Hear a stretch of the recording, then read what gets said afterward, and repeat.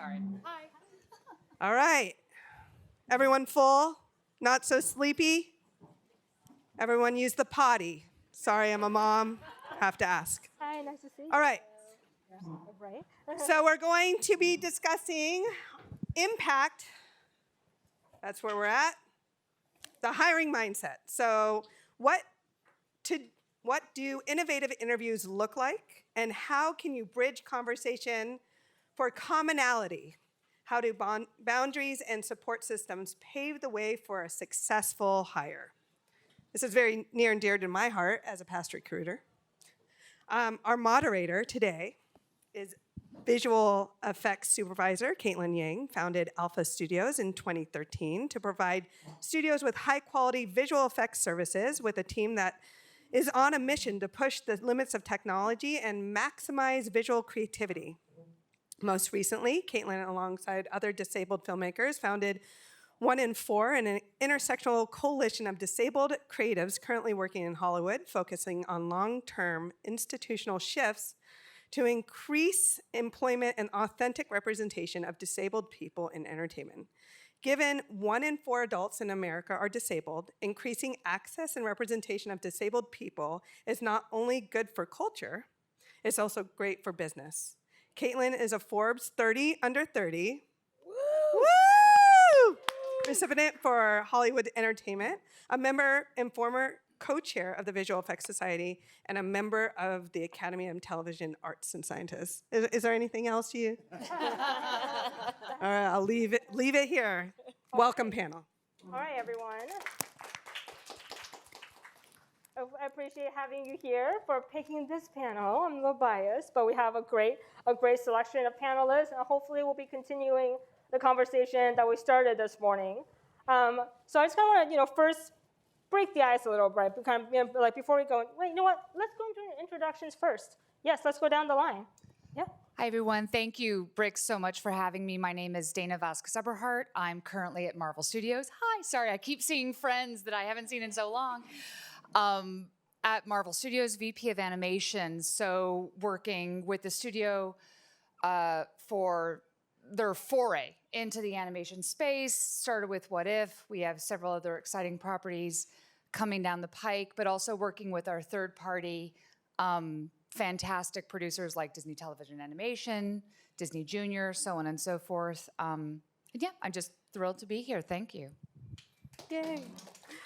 Zulema Uriarte, pronouns she, her, hers. I'm part of the inclusion team here at Netflix and specifically focused on the animation space. Been here just over 2 years.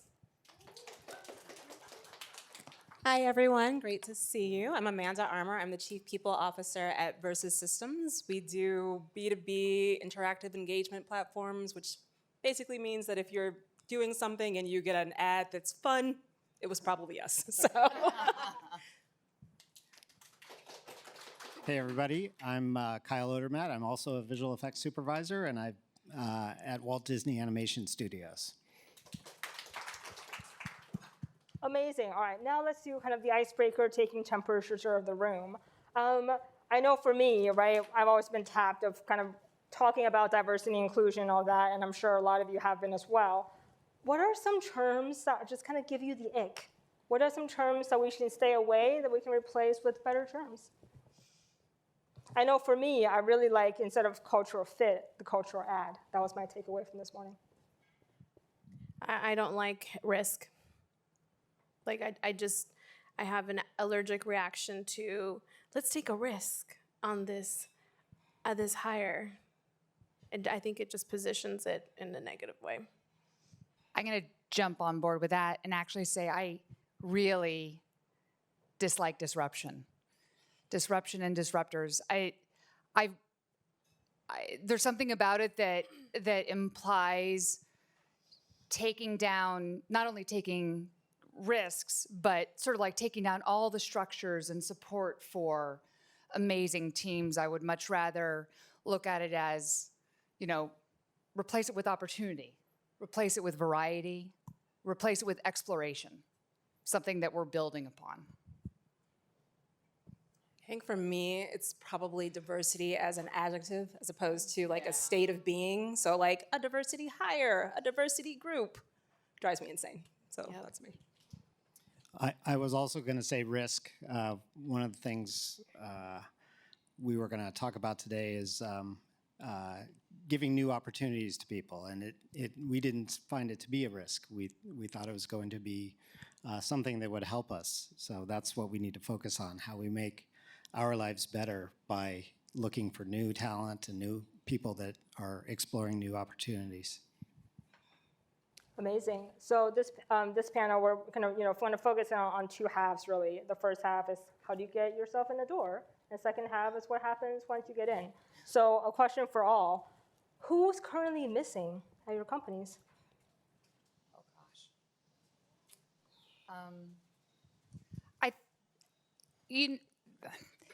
It's tough, right? I think for where I am at my company, there's so much exciting new happening with projects, with this sort of just big flurry. It's really where we are is like almost like a startup within a highly successful studio. So there's, there are pluses and minuses. I think a lot more exciting opportunities in that. So there's like a flush of incoming new that is actually, for me, we're in the process of having.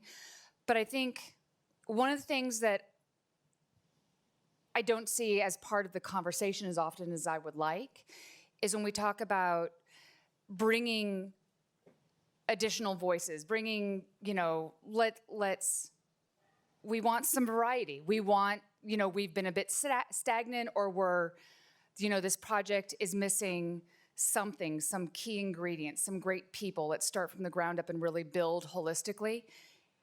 Is variety across also age and experience? I feel like there's not actually enough that's said about how advantageous it is to take, to blend generations.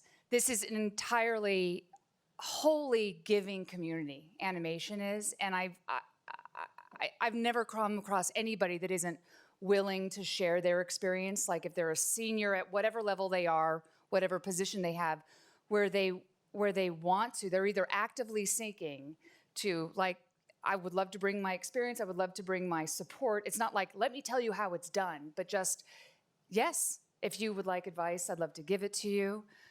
The openness to that, and there's just, I don't feel like really across the board that is being looked at by enough companies and by enough studios. I'd like to see more of that. Please.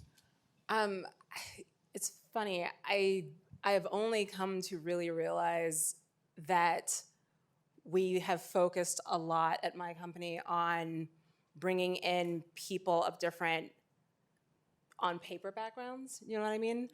And then educating management to understand that there's diversity within those people. So as an example, I was talking with a friend about a show on Netflix I loved, Dear White People, and she is also a Black woman who went to a prestigious university, but she went to Spelman, and I went elsewhere, and she was like, that show makes absolutely no sense to me. Like, it's about a bunch of Black people at a white Ivy, like, okay. I was like, oh, it feels so right to me. But and just having those conversations with others to understand that just because we are being pulled from quote unquote the same place, we are still very varied and different.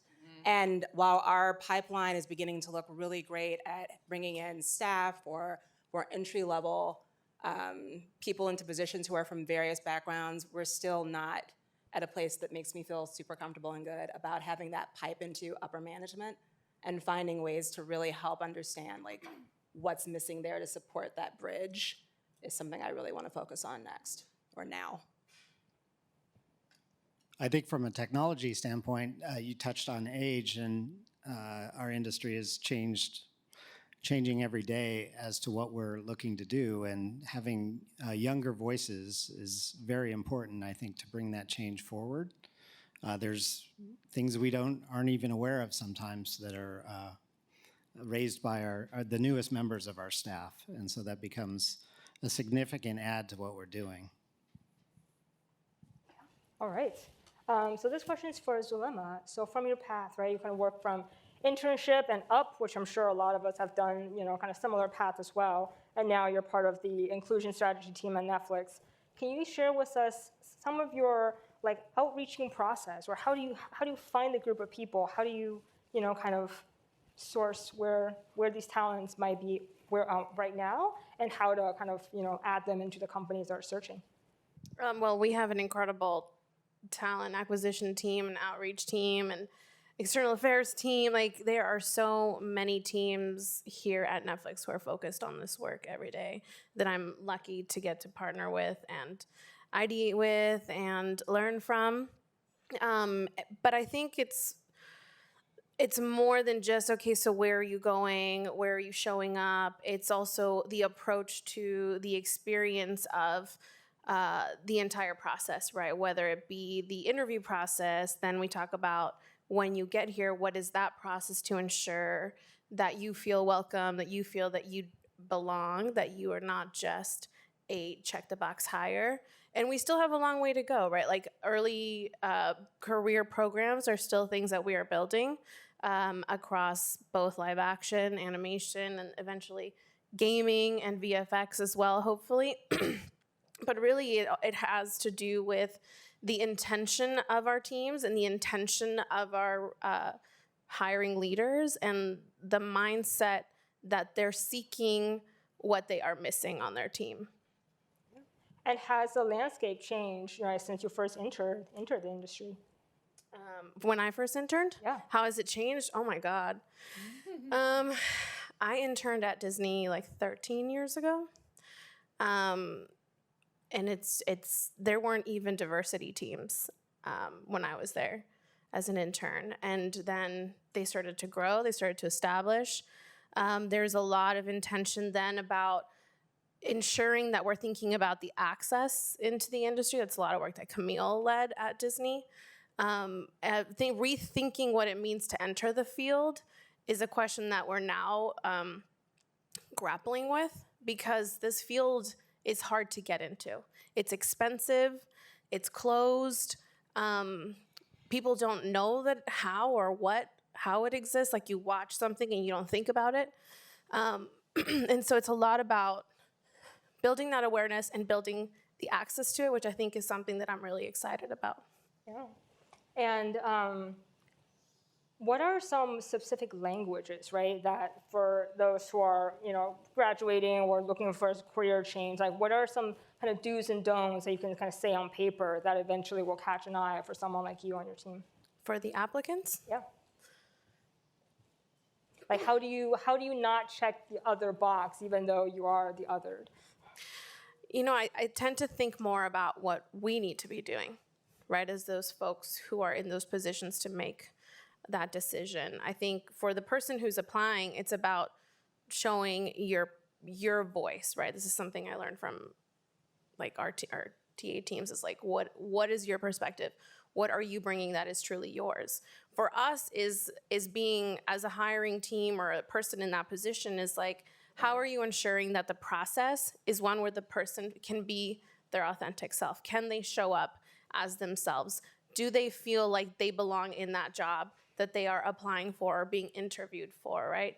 I think about even my own experience when I first entered the industry to when I came to Netflix. I had one of the most emotional interviews. Somebody asked me, after all this time in animation, do you feel like you belong? And I just was gutted.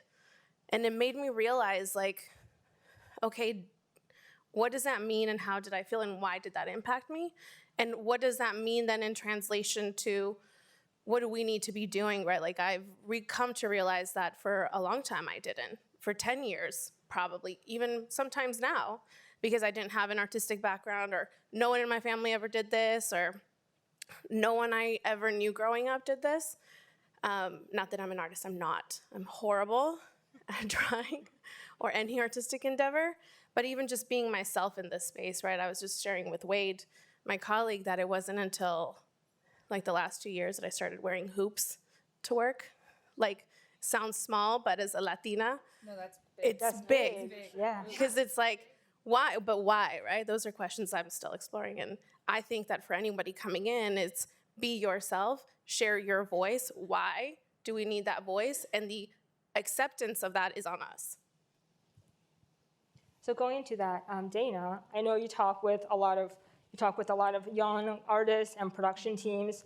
How are you encouraging them to show up as their whole selves, right? We heard, from the beautiful poetry this morning, the furthest that you have to hide your identity at work, right? Like, how do we bridge that gap, and what kind of specific language are you using to encourage people entering the company, to not shy away from what makes them different? Yeah, it's a good question, especially as we know, as we've all done, I take for granted in this room, talk to a variety of folks, whether it's in production, on the corporate side, artistic side, someone who is working reception, they got their foot in the door and and now what?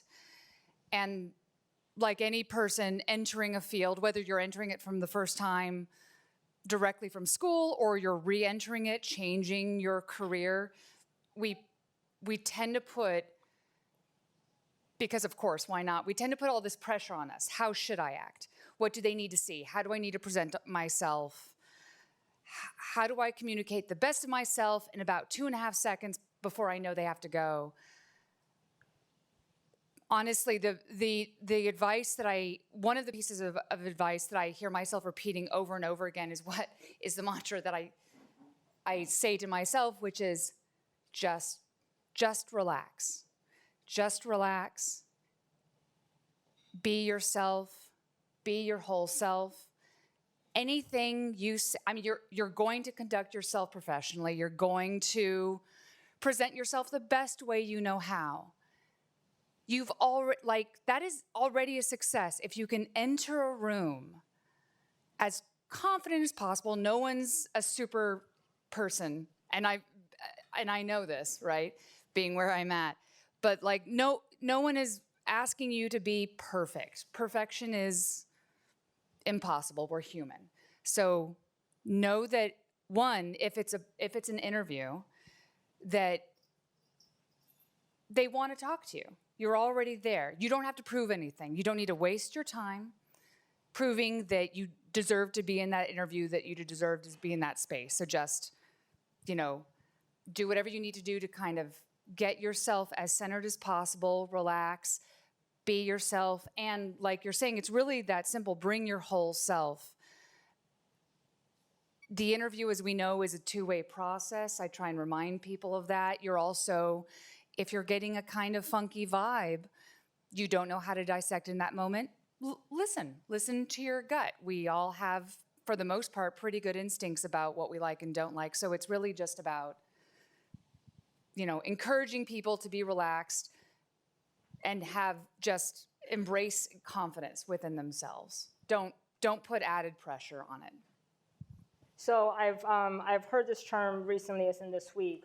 It's FOD, first, other, and different. And I know we have a lot of FODs here. How much of that should you focus on in the kind of the application and the interview process? It's a good question, and a couple of people actually in recent months, as folks reach out and ask for generals or what have you, have asked about that. Is I think I'm being tapped for a diversity hire, or and I want to make sure that I'm in the room because I'm so much more than that, and I'm not just that. I'm not applying to be a woman.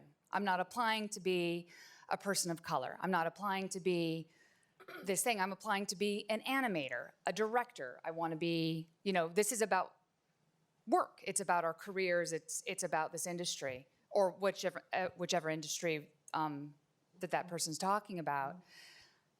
And I go back to, but that's part of who you are. So first of all, it's like, you are a woman, and I'll point to me. I'm a woman. I am half Latina. I grew up in Los Angeles, so Latina all the way. And I'm sorry about your hoops, my God. I But have too many now. no, there's never There's too never many, too many first of hoops. all. But it's that's part of who you are. That is not the totality of who you are, and that's absolutely not what it should be about. So if you feel that that is why you're being asked into the room, listen to your gut. I'm not saying like don't take the interview or don't have the conversation, because perhaps it, whatever that gave you that impression was miscommunicated. Again, we're all human. Whoever, the person that reached out may have just spoken very poorly.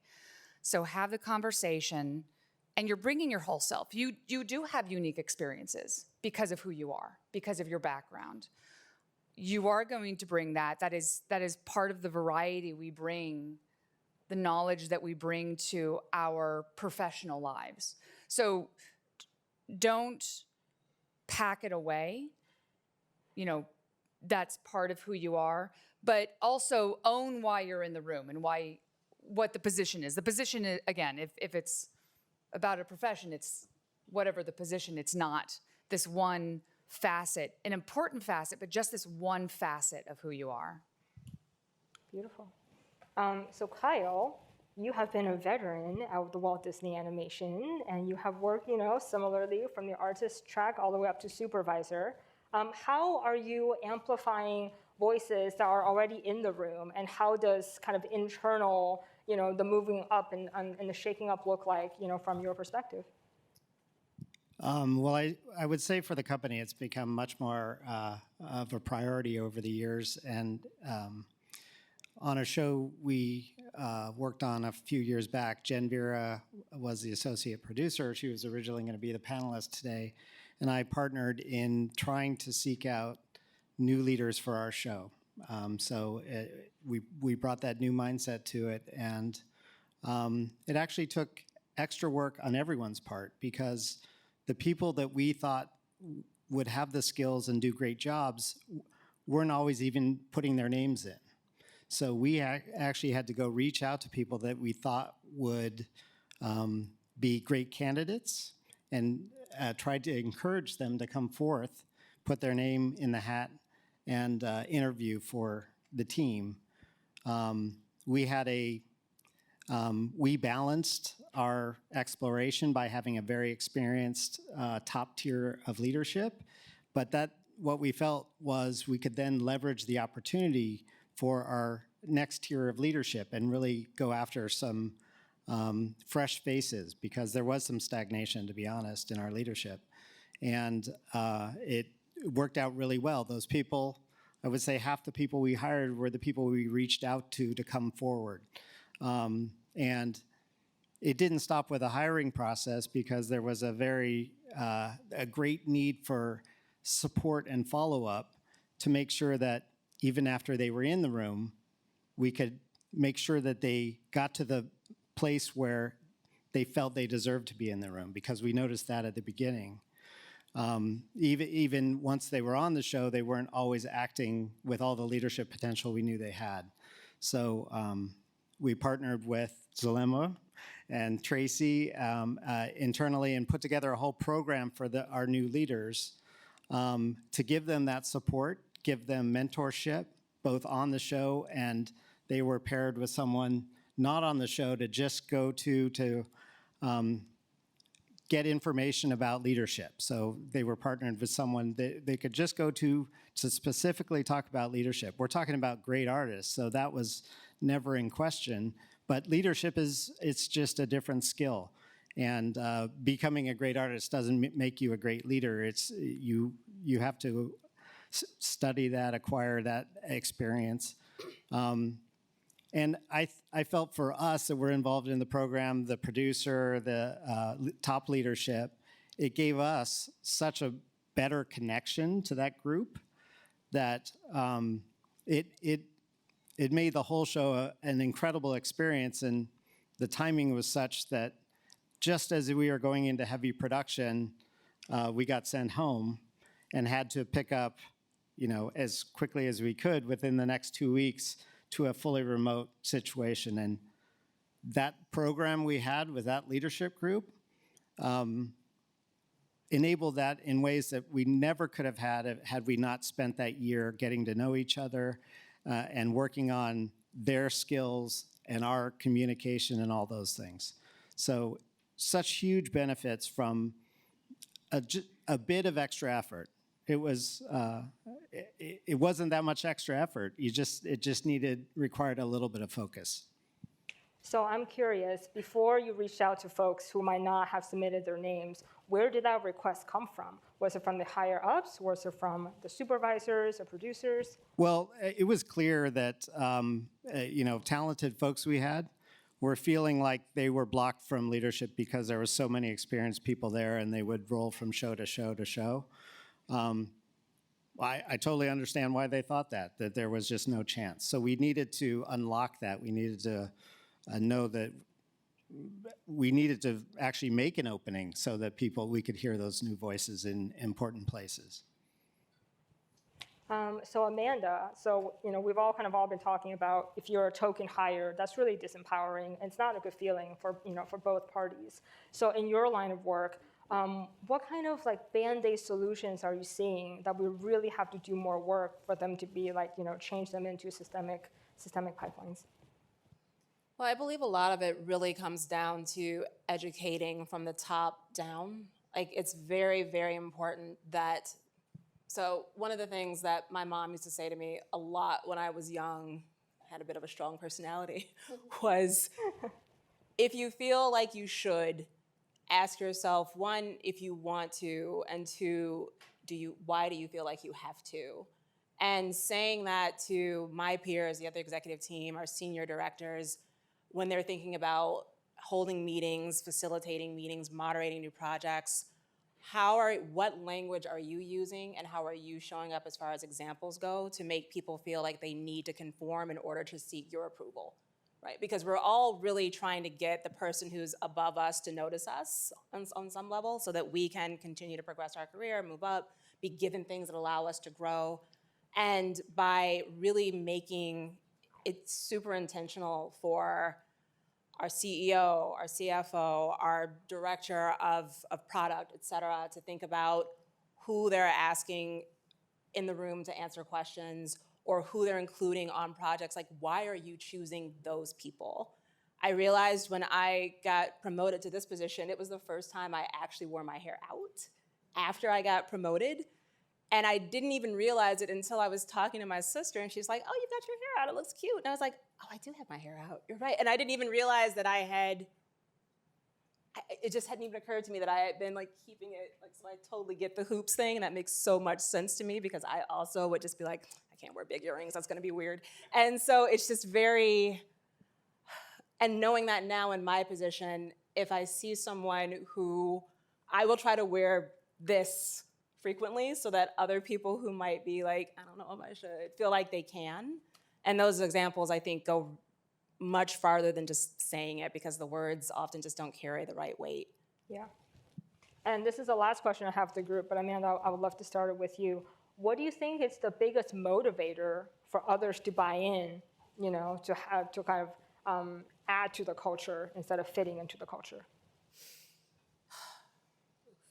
Well, unfortunately, I think a lot of the time it's the financial impact or the recognition of how you are not meeting certain goals by leaving people out of the conversation or by only considering certain points of view. So we do a lot of live entertainment, we do a lot of streaming, and our sales team fluctuates and flows. Who's on that team changes pretty frequently. And what we find is that when it is fewer women or people who have melanin, oftentimes the events that are being sought out are pretty exclusive. I really love soccer, but I also really love tennis.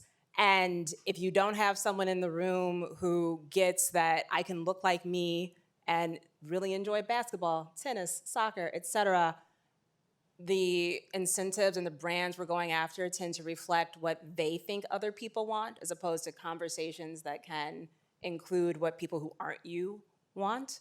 And so really focusing on that. That's a long answer, sorry, but that's... Can you repeat the question? Is it what incentivizes leaders? Yeah, like what's the Employees? biggest motivators for others who are not in this room, say, right, for them to kind of buy into the type of work that you guys are all doing?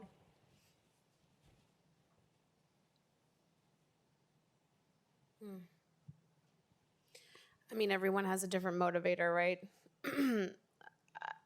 I think for me, I think about like the safety that people of marginalized experiences experience or don't experience on a daily basis. And then on the other side, it's what are we missing by not fostering that? And for me, the motivator should be things like innovation and creativity and like dynamic collaboration that is not always comfortable, right? Diversity in and of itself isn't meant to be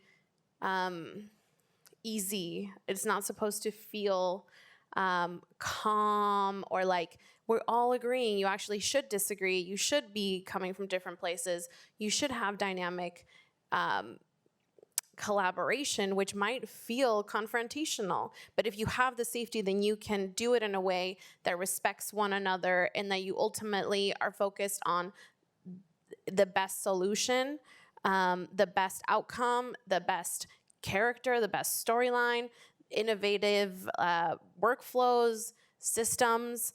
That should be the motivator, that you can bring that to the table, but that you're also allowed to bring that to the table, and that folks are looking for that, right? Because you can be the only in the room, but then what is the value if you're assimilating, right? If you're being asked to assimilate, then really the risk there, when that's where I would use the risk, is not getting the chance to excel, to accelerate, to innovate. Can you say that term one more time that you used before? The FO, what was it? FOD, first, heard that only, before. different. I love that. Yeah, I got that from Shonda Rhimes. Anyone else want to chime in? The motivators that you're seeing for people to buy in. I mean, I echo both. It's really, again, for where I sit, the more variety you have in the room, the more the structures, not limitations, not like, oh, only do these 5 things, only explore these 5 ways, but like an organization that provides structure to enable creativity, which includes failure, which includes taking big swings. Like that's part of the discovery. And it's amazing. We've hopefully all been part of these rooms. And unfortunately, we've experienced both sides where some rooms, organizations, studios, projects, whatever, say it's like, we're here to take big swings and risks and like, let's throw it all at the wall and see what sticks. And then sometimes very quickly it devolves into only the people that have the very best, idea can speak, which shuts everybody down because no one wants to say something stupid or risky, or heaven forbid, if they're in, for the first time, a position of, advancement authority. It's like they've taken on a role that they didn't know that they actually may have had a chance to do before. It's tough to put yourself out there. And then on the wonderful flip side, when you're part of a project that genuinely means that it's like there are no wrong answers. Frankly, there are no answers. We're just exploring. The support to fail is so important. It's important for creativity. It's important for morale. It's important for building everything. And it's wonderfully, it's pervasive. Like it builds upon itself. Like when people are unafraid to take big swings, again, mindfully, no one's going to knowingly put out an idea that will cause a mistake. But at the end of the day, that's how we make the greatest strides. It's how we learn the most. It's how we grow, not just the employee, not just the new person, but the company. Like that to me is beyond its worth its weight in gold. I think it's also just really in a leadership position, being really honest with yourself about whom you give second chances for failure to and who you don't. Yeah. Like it is such a. Of course, it's absolutely a bargain. It's Even in like when my team is reviewing resumes, they can now often spot the male resumes from the female resumes just in the word choices that are used and how they speak about themselves.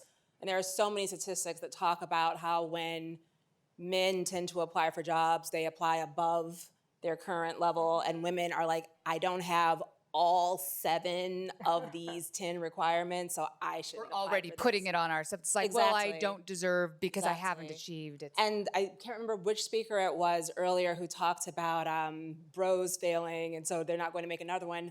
And I started to look up, like, I don't know how much money Bros made, but I bet that there are many, many, many other movies that made less, and those types of movies are still being put forward.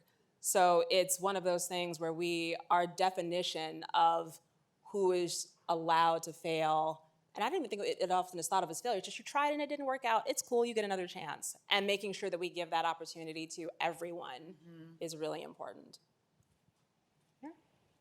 Okay. That is us for our panel, and then I'll turn it over to Alice. Back to me. Yeah, back to you. All right, so amazing panelists, amazing sound bites. Like I've been doing this for 5 years, and I obviously do the work. And every time I learn something, like every single time, and I'm like, yes to all of it.